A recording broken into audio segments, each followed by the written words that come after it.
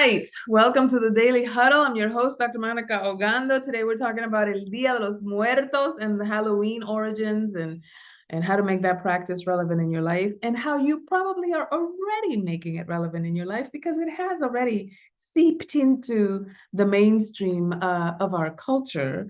So I want to give you some background on the origins of Halloween and Dia de los Muertos, because they do share ancient roots, but are quite distinct, each one with its unique cultural significance and ways to make them relevant today. So Halloween's roots go back to the Celtic festival of Samhain, celebrated around October 31st, so today, as the beginning of the darker part of the year.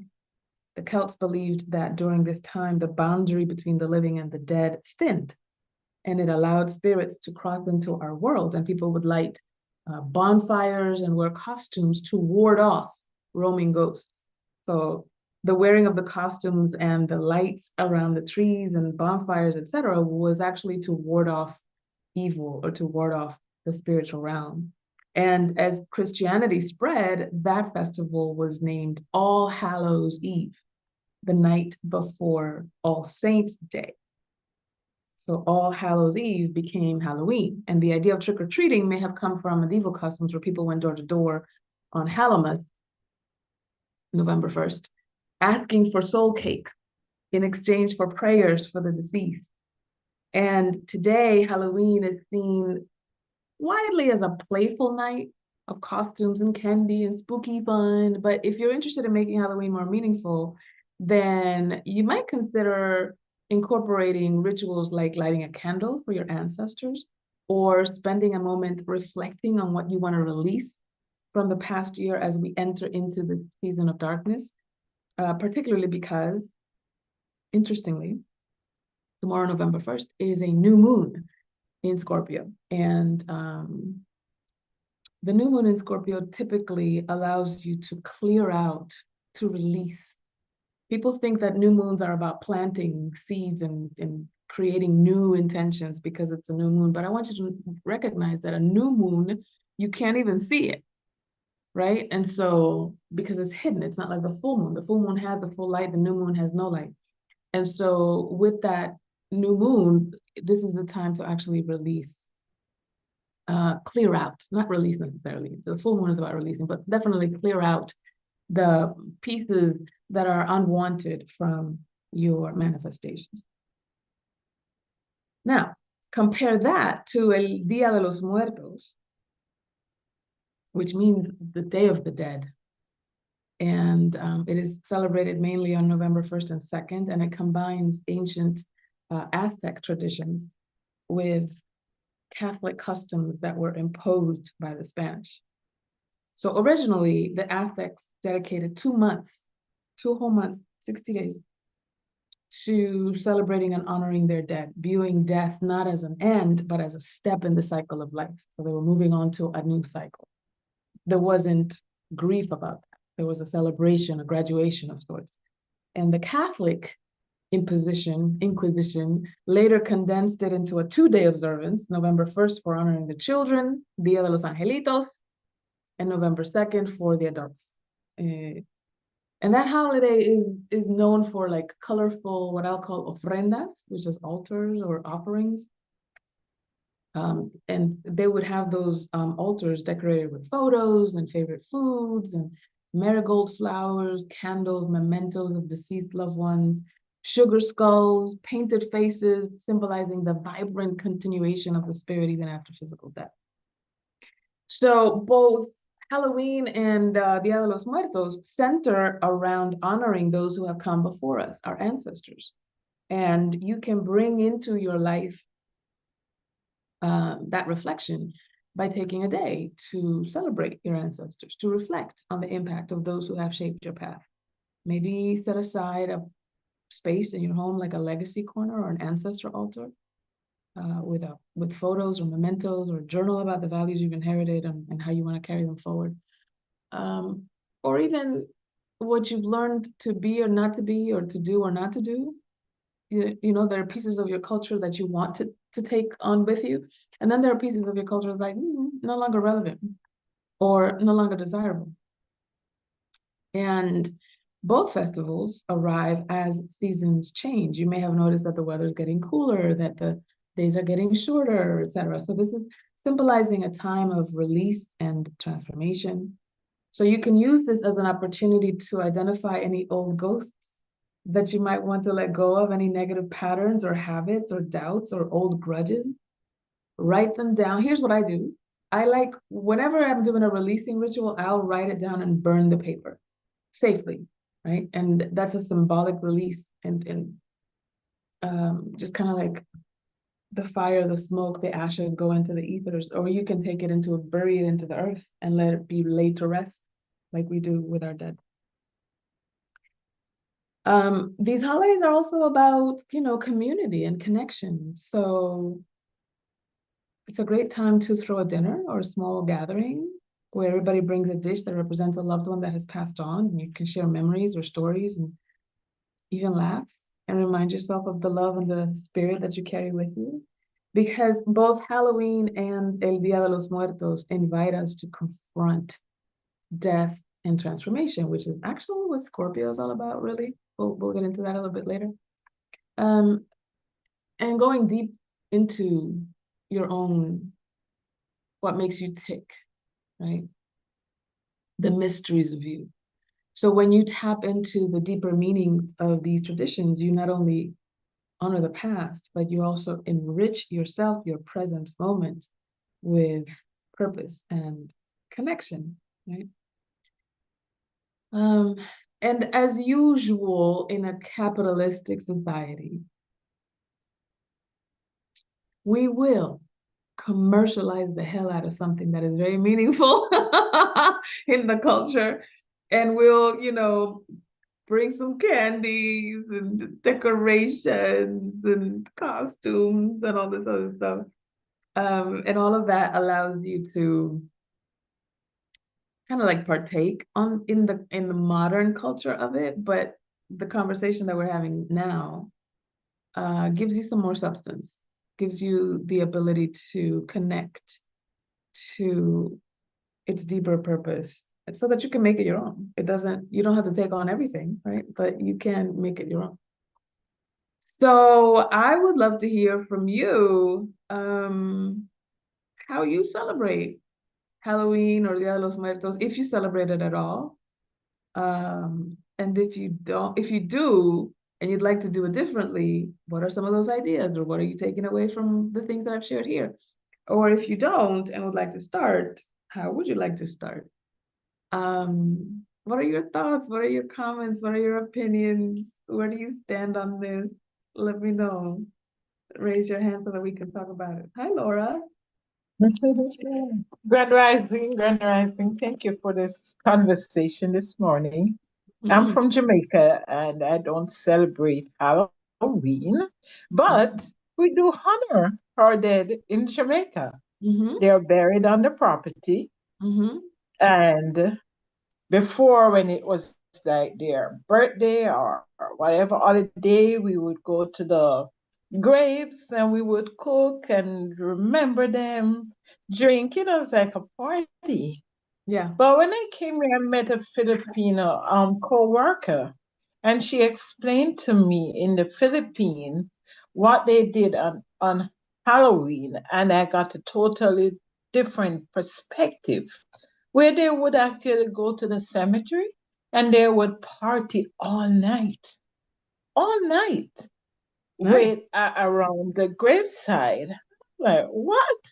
That Yeah. was like beautiful and really shifted my perspective because, as I said, we do honor our ancestors back home, but we Mm-hmm. just, didn't celebrate Halloween per se, but it's basically the same thing. So I'm Right. grateful for you shedding some more light on this for me. Thank you. Good stuff. Thank you for sharing. That was awesome. Yeah, You're welcome. I'm born and raised in the Dominican Republic, and I don't know that that's a Caribbean thing in terms of celebrating Halloween or Dia de los Muertos. Although Dia de los Muertos I'm familiar with just because of the Latin American connection, but Yeah, we Caribbean folks don't really do it like that. So it's been interesting to partake of it in this culture. Thanks for sharing. And who's that? Oh, look, come on now. Hi, darling. You're muted. Grand Rising, my sister. Thank you so much for the topic. In my country, and also as actuality, at church we do All Saint Day, and All Saint Day we do the second and the third of November. They do a big festivity with food and honoring our ancestors. But in my household, like Laura's also, we celebrate our ancestors.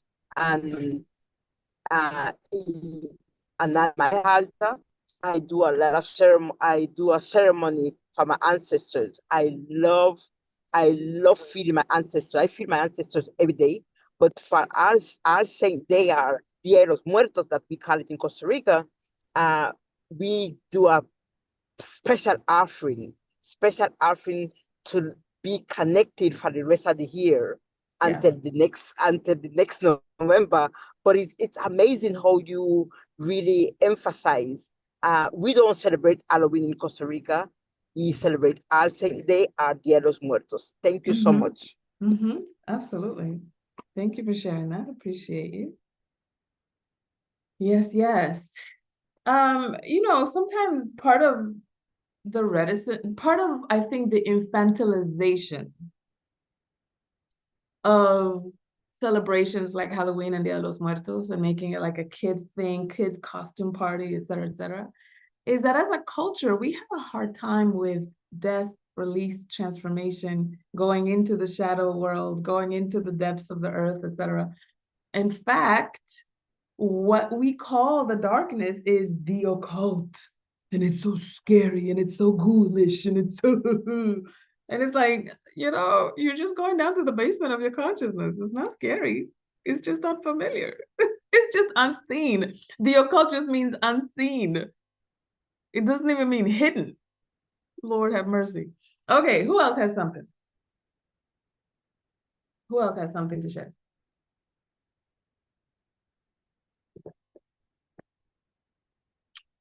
Yes? Yes, I'm here. This is Laura again. I don't want to take up much of your time, but when I came on, I heard you talking about setting up the altar.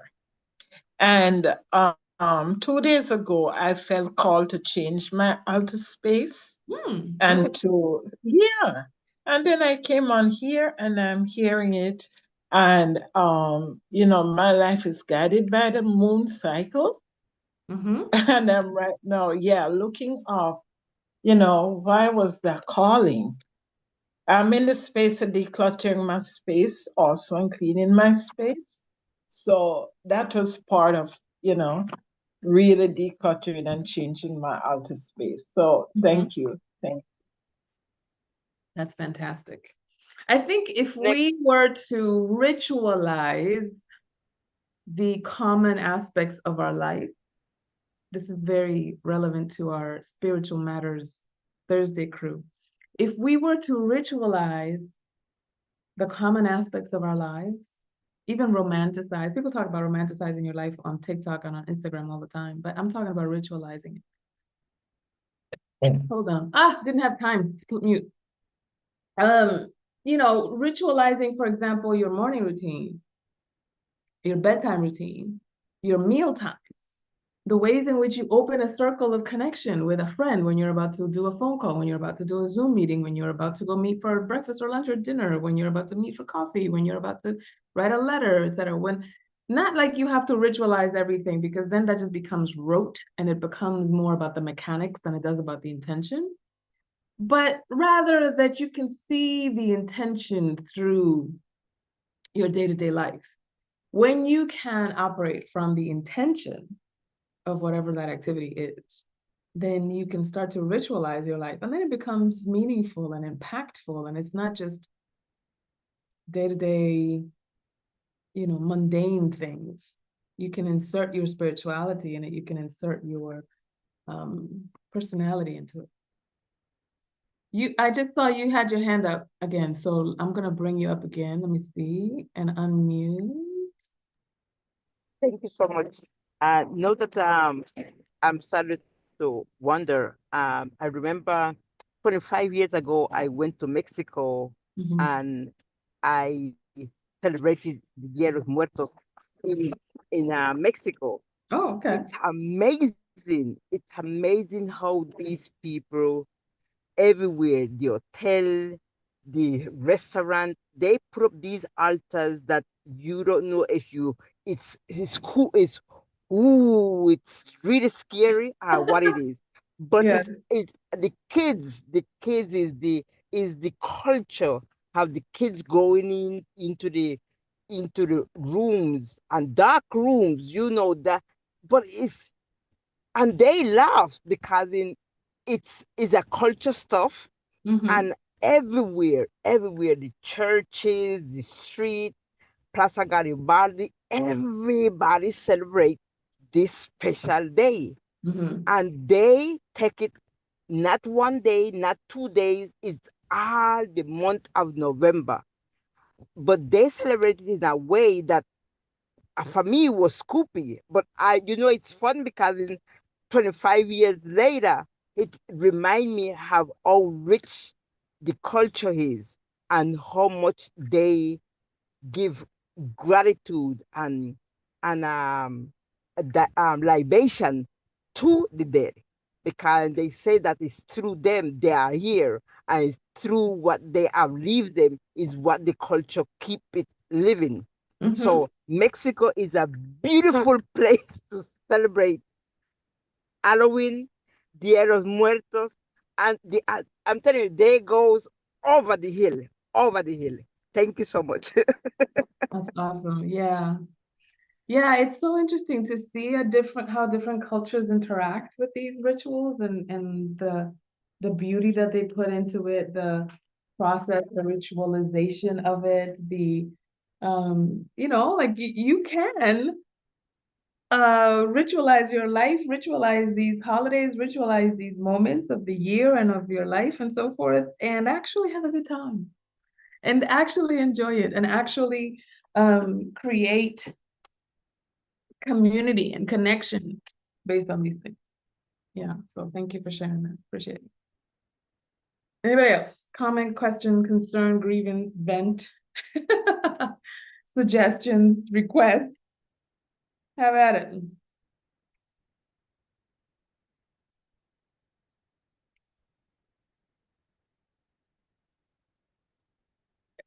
I said earlier that I was going to mention something about the fact that it's new moon and Scorpio season as well. And here's what I'll say about that. If you're familiar with astrology, then you know that it follows archetypes. And even though you can actually categorize astrology based on, for example, cardinal signs are the ones that start a season, fixed signs are the ones that are in the middle of the season, and mutable signs are the ones that end the season. So for example, Pisces is a mutable sign, and it ends the season of winter and it opens into spring. And then Aries opens spring, and that's a cardinal sign, right? So people who have a sun sign as a cardinal sign, for example, Aries people, Cancer folks, Libra folks, Capricorn folks, those are cardinal signs, and they are very good at starting stuff, but not necessarily finishing. I don't know if you've noticed this. You might be really good about starting stuff, and you can't really take it across the finish line. I don't want you to judge yourself for that. Because it's in your astrological makeup. You are supposed to be a fire starter. And then there are some folks that are good at sustaining things, right? It takes them a while to start, it takes them a while to finish, but they're good about carrying the baton. Those are usually the fixed sign folks. And then you have folks who are like, It won't start now, won't be now. If you start it, I will finish it. And so those are the mutable sign, folks, present company included. And with Scorpio, so you have those positions, right? Cardinal, fixed, and mutable. And then you have the elements. And the elements are fire, water, air, and earth. And Scorpio happens to be a water sign. And it's the deeper, scarier water sign.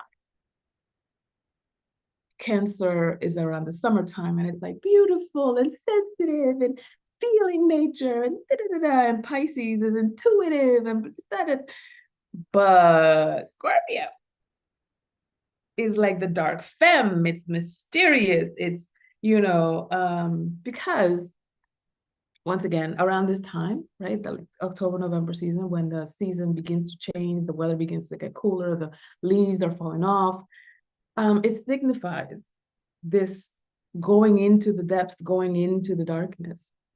And because this present modern day society is so anti-feminine, anything that's connected to the feminine, such as the womb, going into the earth, going into the womb, going into the darkness, is usually seen as scary.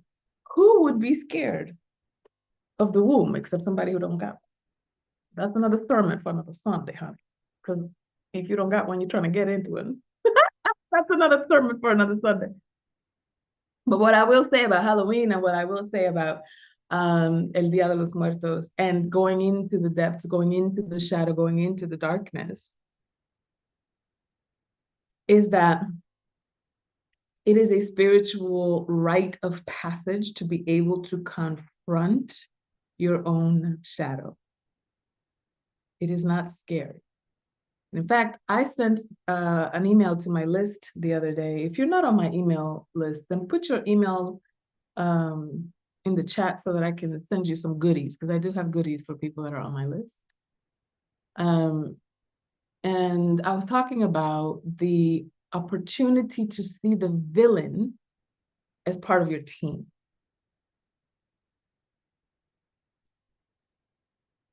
And I issued a villain challenge.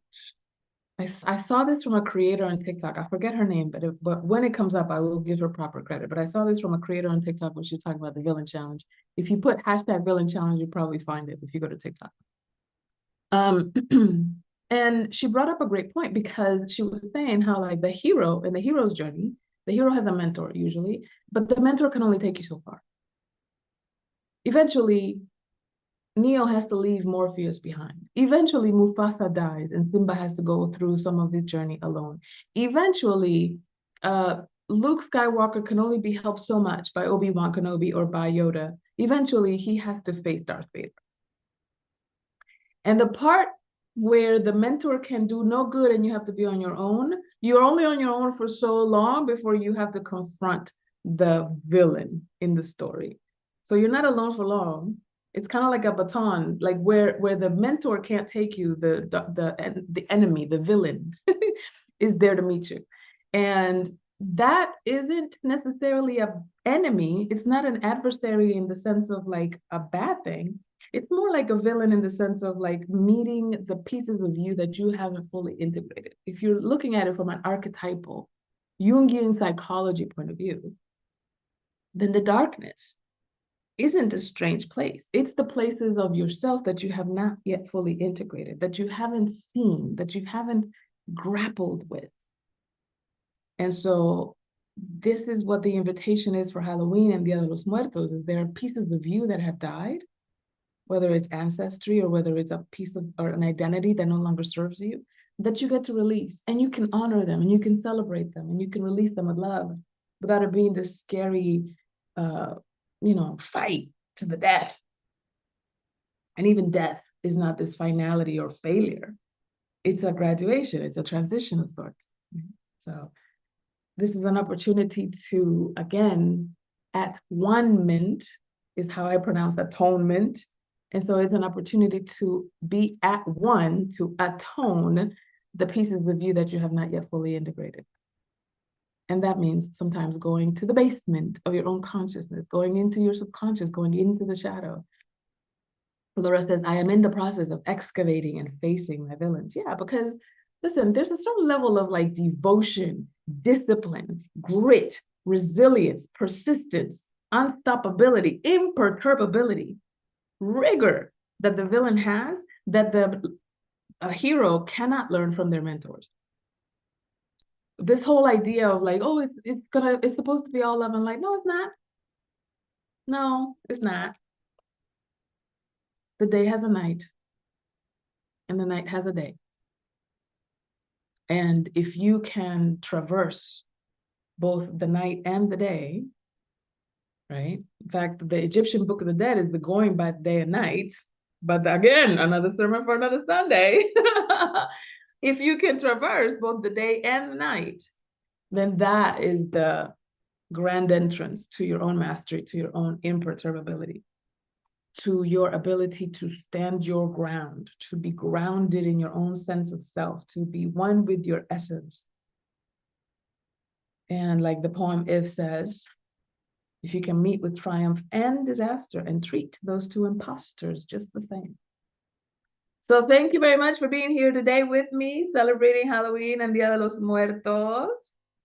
Again, leave your email on the chat so that I can send you some goodies based on today's conversation. I'll give you some shadow work prompts in celebration of Halloween and Día de los Muertos. And so that you can start, if you haven't yet already. Usually if you are in Spiritual Matters Thursdays, you've probably started this work already. But these shadow work prompts will support you in moving through this season for yourself and to welcome in whatever wisdom your inner villain elucidates. Thank you again. Remember, of course, give of yourself, love, laugh, stress less, eat more plant-based food, move generously. Remember that twerking is a spiritual Kundalini raising exercise. I always say that, and people always, kind of like roll their eyes. I see you, Kurt. You're over there grinning. I see you. I know you're practicing your twerking. I know you are. And always, always check your assumptions, audit your assumptions, check yourself before you wreck yourself. We love you. See you next time.